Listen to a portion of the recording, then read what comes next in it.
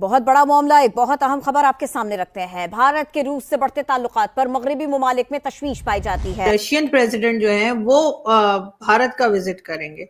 President Putin ने अपना तमाम वजन इंडिया के पलड़े में डाल दिया है। रशिया के सदर जो व्लादिमीर पुतिन है वो भारत का विजिट कर रहे हैं और ये बड़ा इंपॉर्टेंट विजिट है। भारत ने रूस के साथ ताल्लुकात को मजबूत बनाने पर जोर दिया। भारत ने सदर पुतिन के आलमी डिजाइन की तौसीक भी की। जब से रशिया यूक्रेन वॉर छिड़ी है तब से तो ये पहला दौरा होने वाला है कि स्टेट डिपार्टमेंट जो है वो कार्ड्स एक्ट को इम्प्लीमेंट नहीं कर रहा इंडिया के ऊपर बिकॉज दे अंडरस्टैंड कि ये वो वेवर देना चाहते हैं। अच्छा, इंडिया को वेवर मांग नहीं रहा लेकिन वो देना चाह रहे हैं। देखें, ये होता है कि when you are powerful enough तो आपको हर कोई कंसेशन देना चाह रहा है। पाकिस्तान के ऊपर कोई सैंक्शंस नहीं आएंगे तो मैं खुशी से ले लूंगा। तो आप सैंक्शन से घबरा रहे हैं ना, भी इंडिया अगर खरीद रहा है। तो मैं पूछता था कि रशिया और पाकिस्तान के ताल्लुकात इतने अच्छे क्यों नहीं होते। पाकिस्तान के सदर, वजीर आजम, आर्मी चीफ, ये सारे जाते हैं लेकिन वहां से कोई नहीं आता अमूमन। अगर हम इस बार के G20 मीटिंग को देखें तो वहां असलियत में मोदी जी एक स्ट्रॉन्ग लीडर की फॉर्म में गए। रशियन समझते हैं कि जो पाकिस्तान है ये एक अमेरिकन एलॉय है और ये वहां से बाहर नहीं आना चाहता। इसके साथ अगर आप ब्लूमबर्ग देखें तो वो कह रहे हैं कि देखिए हम तो किस प्रकार से सोचे थे, पुतिन को आइसोलेट करेंगे, यहाँ तो ये भारत जा रहे हैं। हिंदुस्तान के पास $600 अरब का फॉरेन एक्सचेंज रिजर्व पड़ा हुआ है। ठीक है, कितने बैठे हो तुसी, कहाँ बैठे हैं आप लोग, क्या सोच रहे हैं? उन्होंने जो ये रशियन प्रेसिडेंट जो है वो भारत का विजिट करेंगे। इस विजिट को आप कैसे देखते हैं? लेकिन उससे पहले थोड़ा सा अगर आप मुझे परमिशन दें तो मैं G20 में पीएम मोदी बहुत से लीडर्स के साथ उनकी मुलाकातें हुई हैं, जिसमें इटालियन पीएम भी हैं और कई दूसरे लोग भी हैं। लेकिन अगर हम बात करें पुतिन की, सुना है कि आप क्या विजिट करने लगे, क्या उनका टारगेट होगा, क्या बात करेंगे और आपके ख्याल से क्या उससे फायदा हो सकता है दोनों कंट्रीज को? कीव की तरफ से, क्रेमलिन की तरफ से ही बयान आया है, कीव कह रहा हूँ, क्रेमलिन की तरफ से बयान आया कि हाँ जी, जो पुतिन है वो इंडिया विजिट करेंगे। अब सवाल है, इंडिया विजिट अगर करेंगे तो उसके पीछे का ऑब्जेक्टिव क्या होगा?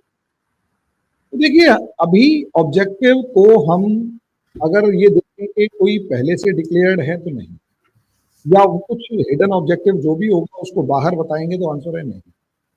लेकिन जो जियोपॉलिटिकल सिनेरियो इस टाइम पर चल रहा है, जिस तरीके का जियोपॉलिटिकल सिनेरियो चल रहा है, उसमें पुतिन की इंडिया विजिट बहुत मायने रखती है। देखिए, ट्रंप आ चुके हैं, इसमें कोई दो राय नहीं है। सत्ता के मतलब गद्दी के ऊपर बैठेंगे और वही पावरफुल होकर निकलेंगे क्योंकि इनके पास अच्छी खासी सीटें आती, प्रेसिडेंट बनेंगे। पॉसिबली ट्रंप पूरी कोशिश करेगा, ये चीज समझिए, वहां जियोपॉलिटिक्स चेंज होगी। ट्रंप पूरी कोशिश करेगा कि भाई सीधी सी बात ये है कि रशिया यूक्रेन वॉर खत्म करो, और पॉसिबली पुतिन इस चीज से फ्री होगा। लेकिन ट्रंप ईरान के ऊपर लड़ाई थोपने की जगह उसे कमजोर करने की तो कोशिश करेगा। लेकिन प्रॉब्लम एक ये भी है कि इंडिया ने पुतिन की बात मानी या चाइना ने पुतिन की बात मानी और अपनी अपनी फोर्सेस पीछे हटा ली।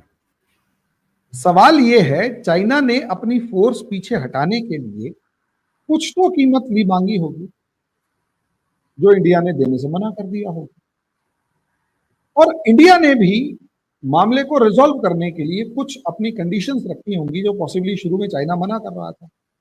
अब ऐसा क्या हुआ, पुतिन ने ऐसा क्या एश्योरेंस दिया दोनों को, या अंदर खाते क्या बात हुई, ये तो किसी को पता नहीं लगा। क्योंकि देखिए, वर्ल्ड वॉर 1 से पहले और इवन वर्ल्ड वॉर 2 से पहले भी एक नेचर देखा गया कि हिडन ट्रीटीज हो रही थी, हिडन एग्रीमेंट्स हो रही थी कि दो बंदों ने चुपचाप बैठ के एग्रीमेंट कर लिया, वो तीसरे को नहीं बताया। बिस्मार्क होता था जर्मनी का, उसने ये पॉलिसी चलाई थी।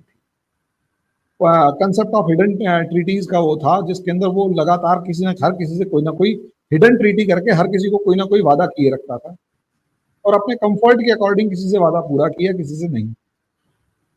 तो वही चीज इस टाइम पर यहां नजर आ रही है कि ये लोग असलियत में मिल रहे हैं, बातचीत कर रहे हैं, और ज्वाइंट स्टेटमेंट में कोई कॉन्क्रीट सी बात निकलकर सामने नहीं आ रही। इसका मतलब हिडन लेवल पर ये अलग ही लेवल की गेम खेल रहे हैं सारे के सारे। इसमें अमेरिका भी है, अमेरिका तो सबसे पहले। तो ऐसे में हम इनके फुटप्रिंट्स को देखकर ही, ये जहां जहां जा रही हैं उनको नोटिस करके इनके जो हेड ऑफ द स्टेट्स हैं, मिनिस्टर्स हैं, उनको नोटिस करके एक जिसे कहते हैं कि पिक्चर ड्रॉ करने की कोशिश कर रहे हैं। एक पिक्चर कतार में दिखाई दी ब्रिक्स वाले मामले में, जहां पर मोदी, पुतिन और शी तीनों एक साथ खड़े थे और एक मैटर रिजॉल्व हो गया था।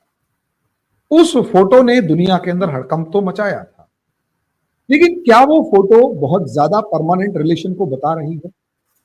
आंसर है कि पुतिन और इंडिया के बीच में हाँ, पुतिन और शी के बीच में कुछ हद तक,